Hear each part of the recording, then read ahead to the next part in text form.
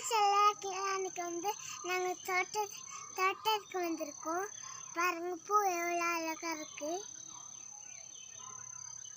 Subscribe பண்ணுங்க.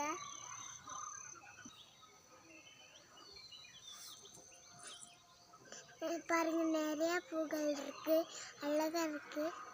பாருங்க இது பாருங்க.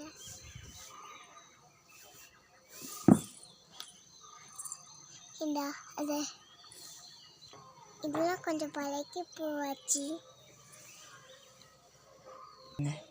பார்க்கறதுக்கு ரொம்ப சந்தோஷமா இருக்கு. பார்க்குறீங்க பாருங்க. பிடிச்சிருந்தா ஷேர் பண்ணுங்க, சப்ஸ்கிரைப் பண்ணுங்க. இதுதான் நம்ம புடலங்காய். இந்த